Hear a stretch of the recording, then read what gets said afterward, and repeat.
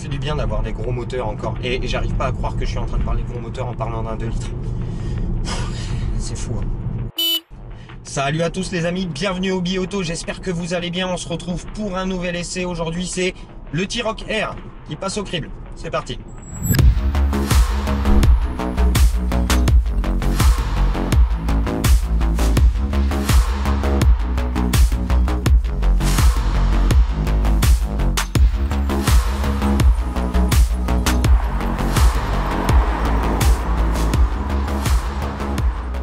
Les forces en présence, Volkswagen T-Roc R, petit crossover de la marque. Je vais pas l'appeler SUV parce que on n'est pas vraiment à hauteur d'un SUV. C'est pas un Tiguan, c'est plutôt une Golf légèrement surélevée. Ce petit crossover, il embarque le 2 litres TSI de sa sœur, la Golf 8 R, un petit peu dégonflé, 300 chevaux, 400 Nm, le tout marié à la boîte double embrayage, 7 rapports évidemment, et un système 4 roues motrices, le 4Motion, Haldex, traction. Ça renvoie à l'arrière. Alors esthétiquement, ce T-Roc R, il perd la signature visuelle du T-Roc classique que j'aimais bien, la signature lumineuse, mais il offre en plus des proportions très jolies, je trouve, du T-Roc, un côté un petit peu gonflé et avec ses jantes Estoril de 19 pouces, un côté plutôt agressif et j'aime bien. Le côté R, GTI, GTE, etc. avec le bandeau central illuminé, ça fait un poil too much, ça fait un peu kéké si vous voulez mon avis. J'aime beaucoup les proportions, il y a beaucoup de détails de design, dont cette ligne de toit à l'arrière chromée qui lui donne beaucoup de présence. On a des belles arches, c'est un peu plus court qu'une Golf, un petit peu plus large à 1m87 et 10 cm plus haut. Ça le fait bien, c'est une voiture esthétiquement qui en impose un petit peu, mais voilà, que il n'y a rien d'extraordinaire. Par contre, ça se fond plutôt bien dans la masse, et même avec le très joli bleu Lapix qu'on a aujourd'hui, qui le fait beaucoup ressortir et qui le pose en tant que Tiguan R, ça reste plutôt discret et c'est pas mal. En parlant de discrétion, l'intérieur.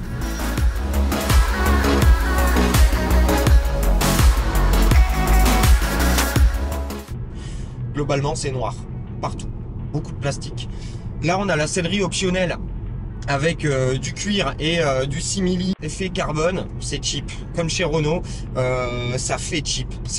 Je trouve pas ça très beau. On aime ou on n'aime pas, c'est même mon avis. Jolie broderie R sur les sièges, on le retrouve sur le volant également, on va reparler du volant. La sellerie, très bonne qualité par contre, l'assemblage, les surpiqûres bleues, c'est pas mal fait du tout. On a des plastiques hauts qui sont assez travaillés et avec une fausse surpiqûre comme si c'était du cuir, c'est plutôt bien fait. La partie haute du tableau de bord fait très quali. On a juste le piano black, à un moment il va falloir arrêter le piano black parce que déjà les traces de doigts, ensuite le plastique est souvent plutôt bas de gamme quand c'est pas du bois sur le piano black et ben, ça fait des petits grincements de mobilier hein, parce que c'est du plastique plutôt fin en général. Donc moi j'aime pas du tout. Voilà, j'en ai marre du piano black, il y en a partout. Très beau volant. Très beau volant, dimension parfaite et avec la Castillage R, les nouvelles palettes sur cette version facelift du T-Roc avec des palettes beaucoup plus grandes qui font cette taille au lieu des anciennes palettes de cette taille, ce qui fait qu'on peut les attraper en haut, en bas. C'est beaucoup plus pratique en conduite sportive et le volant est bien creusé, pas trop de méplats, c'est plutôt pas mal. Nouvelle planche de bord avec le Discover Pro qui ressort un petit peu par rapport à l'ancien, tactile.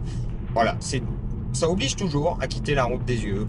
C'est plutôt réactif, dans l'ensemble ça fait le job, mais il n'y a rien de transcendant.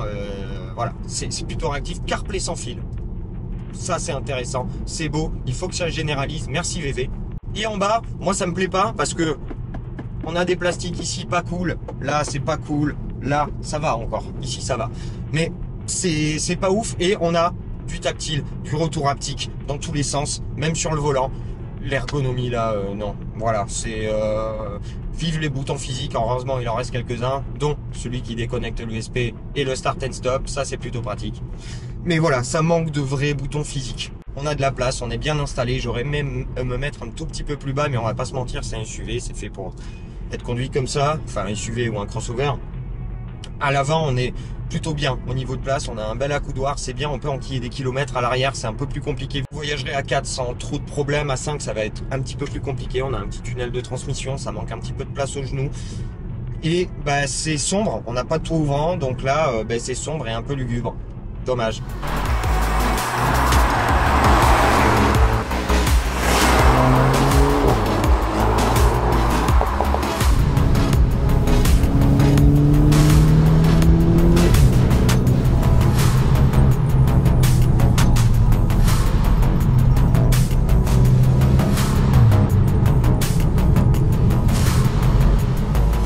En ville, c'est plutôt bien.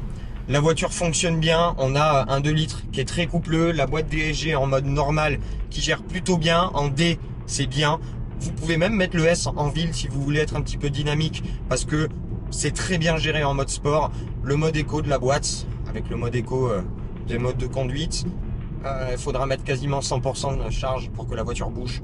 Si vous avez une petite reprise à faire en ville, et Dieu sait que c'est utile. Donc bon, voilà. Mais c'est bien pour la conso, on a une roue libre intelligente, c'est pas mal fait. La voiture braque bien, on a une direction qui est très directe, qui est très démultipliée. On a une belle vision, on a une très belle rétrovision. J'aurais cependant aimé une caméra de recul de meilleure qualité avec une caméra 360. À ce prix-là, parce qu'on va en reparler, ça serait agréable. Le système Beats Audio est très bon et vous aide, une fois que vous sortez de la ville et que vous êtes sur les grands axes, à compenser un petit peu les légers bruits de roulement. Là, on a des roulettes de 19 pouces, donc il y a un petit peu de bruit de roulement. Mais sinon, dans le global, c'est plutôt bien insonorisé. Vous pouvez enquiller des kilomètres, faire beaucoup d'autoroutes avec ce T-Roc R sans aucun souci. Et comme je vous disais, le système Beats Audio est excellent dans cette auto. Régule, conduite semi-autonome, travel assist, ça se fait bien. C'est très agréable à utiliser et comme d'habitude chez Volkswagen, tout fonctionne parfaitement bien. Voilà. À ceci près que notre auto du jour n'a pas de suspension pilotée, donc c'est arrêt très raide parce que faut compenser le centre de gravité très légèrement plus haut. Donc je soupçonne Volkswagen d'avoir sérieusement raidi les suspensions et pour tout vous dire, sur les raccords, les différentes bandes rugueuses, etc., c'est extrêmement raide.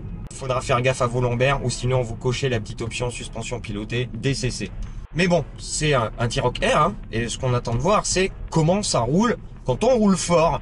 Et ce 2 litres TSI de 300 chevaux et de 400 Nm, il demande que ça. Donc on sélectionne le mode race avec le petit raccourci sur le bouton. J'espère que vous allez m'entendre parce que le résonateur pour le fake bruit est dans le pare-brise, donc ça risque de vibrer chez vous. Et là on est en mode S.